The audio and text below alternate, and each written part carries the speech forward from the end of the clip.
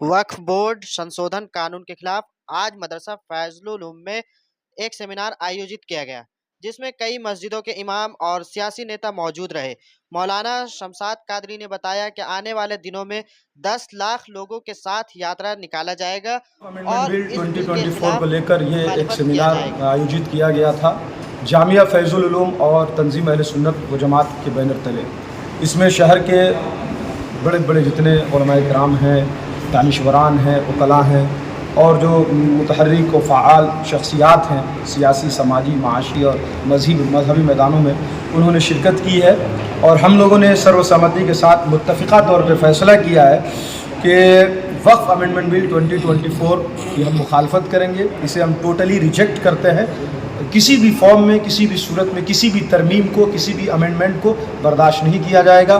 मुफ़क्किर इस्लाम जानशीन क़ायदे अहले सुन्नत हज़रत अल्लामा डॉक्टर ग़ुलाम ज़रख़ानी साहब क़िबला ने भी अमेरिका से वीडियो कॉन्फ्रेंसिंग के ज़रिए ख़िताब किया। मौलाना बुरहानुल हुदा साहब ने एड्रेस किया, शाहिद भाई ने एड्रेस किया, मुफ्ती अब्दुल मालिक साहब ने एड्रेस किया और दीगर उलमाए किराम उन्होंने अपनी अपनी बातें रखी। फ़खरू भाई ने भी अपनी बातें रखी और सब ने मिलकर ये फ़ैसला किया है डॉक्टर साहब के मशवरे से कि हम आने वाले दिनों में जमशेदपुर से मिलियन मार्च की शुरुआत करेंगे। यानी 10 लाख लोगों का जमावड़ा सड़कों पर आएगा पीसफुल अंदाज में, शांतिपूर्ण तरीके से। और हम ये जमशेदपुर से शुरू करेंगे। ये मार्च, ये यात्रा जमशेदपुर से इंशाल्लाह शुरू होगी और इसको पूरे झारखंड के हर शहर में हम लोग करने जा रहे हैं और साथ ही साथ बिहार के भी मुख्तलिफ अज़ला में हम लोग इसको करेंगे। हम लोग बिहार के उलमा और दानिशवरान और सियासी शख्सियात से बराबर राब्ते में हैं और हम लोग चाह रहे हैं कि गांधी मैदान में भी वहाँ पटना का एक प्रोग्राम हो और नीतीश कुमार को भी हम बताएं कि ये आपको इतने बड़ी तादाद में मुसलमान वोट करते हैं, इसलिए तो नहीं करते हैं कि आप जो है वक्फ अमेंडमेंट बिल 2024 की हिमायत करें।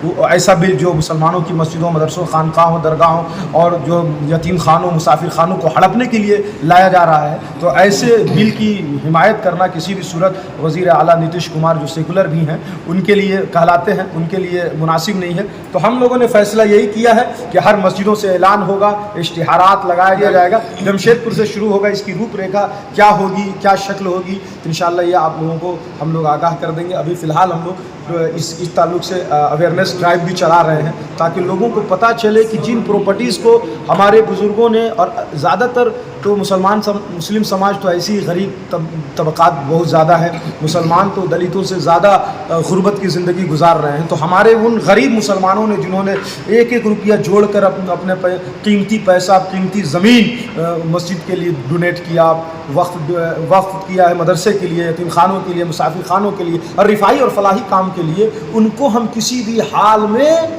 जाने नहीं देंगे। ये वक्फ हमारे इंतज़ार तो हम लोग तभी तो हम लोग अभी सिर्फ मीटिंग करने और गवर्नमेंट से गुजारिश कर रहे हैं कि आप इस बिल को विड्रॉ कीजिए, वापस लीजिए। क्या ज़रूरत है आपको मुसलमानों की मस्जिदों में हस्तक्षेप करने की? क्या पड़ी है आपको हमारी ईदगाहों और कब्रस्तानों से? क्या नफरत है आपको? आप दीगर बरादरान वतन के जो मजहबी इबादत गाहें हैं, जो मठ हैं, जो क्रिश्चियन मिशनरीज़ के बनाए हुए जो चर्चेस हैं, क्या आज मुसलमानों का नंबर है, कल इनका नंबर है? क्या सिख बरादरान वतन के साथ ये बताइए कि मुझे ये बताइए कि किसी ऐसे शख्स को जो उस मज़हब का हो ही नहीं, मजहबी इबादत गाह में दाखिल करना, वहाँ के मैनेजमेंट में दाखिल करना, इसका क्या औचित्य बनता है?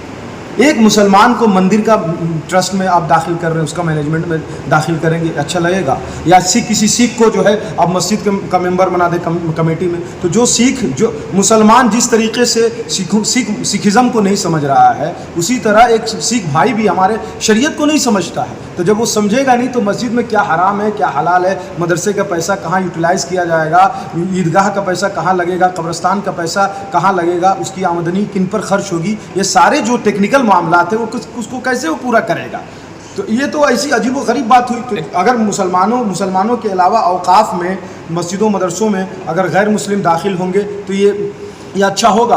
दूसरी बात, वक्फ बोर्ड का जो पावर है, जो सर्वे कमिश्नर को ये लोग हटा रहे हैं और वो सारे इख्तियारात डीसी को दे रहे हैं। वक्फ बाय यूज़र उसको ये लोग हटा रहे हैं। फिर कोई वक्फ आइंदा करने वाला है तो उसके लिए प्रैक्टिसिंग मुस्लिम होना चाहिए, 5 साल तक कम से कम वो इस्लाम को फॉलो करता हो। प्रैक्टिसिंग मुस्लिम की अनिवार्यता है। और प्रैक्टिसिंग मुस्लिम की उन लोगों ने डिफिनेशन नहीं दी है, प्रैक्टिसिंग मुस्लिम किसको कहेंगे। तो ये सारी चीज़ें 44 तरमीमात हैं जिनको आप पढ़ेंगे तो समझ में आएगा कि ये वक्फ को बर्बाद करने जा रहे हैं। और ये निशिकांत दुबे तो ओल फोल बकते रहते हैं। ऐसे गैर जिम्मेदार सियासी लीडरों पर हम क्या राइजनी करें जो मुसलमानों को दिन रात बांग्लादेशी वक्फ की औकात। देख, मिसमैनेजमेंट की जो बात है ना, मिसमैनेजमेंट की जो बात है तो हर कंपनी में है।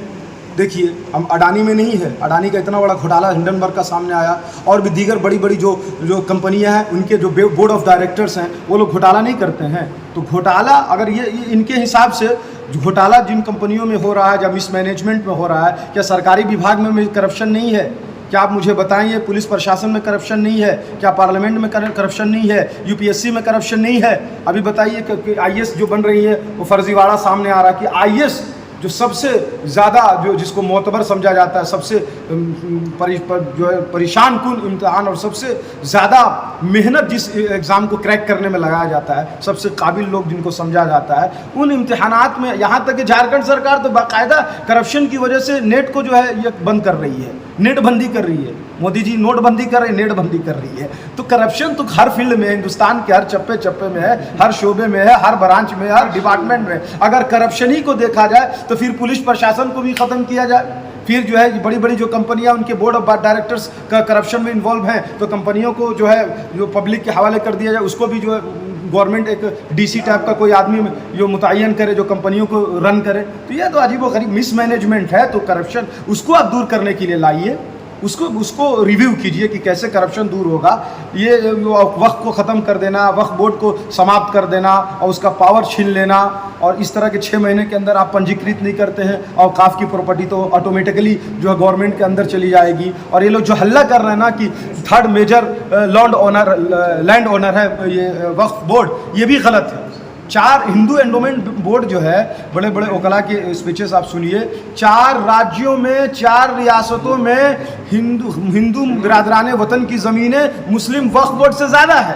तो ये झूठ फैलाया जा रहा है कि मुसलमानों के पास तीसरी सबसे बड़ी ज़मीन है वक्फ बोर्ड के साथ। ये भी गलत है, ये भी झूठ है, ये भी सरासर झूठ है। तो ये प्रोपेगेंडा किया जा रहा है ताकि मुसलमानों को उलझाया जाए और वक्फ की ज़मीनों को जो है कैप्चर किया जाए। 50% से ज़्यादा ज़मीनों पर हुकूमत काबिज़ है।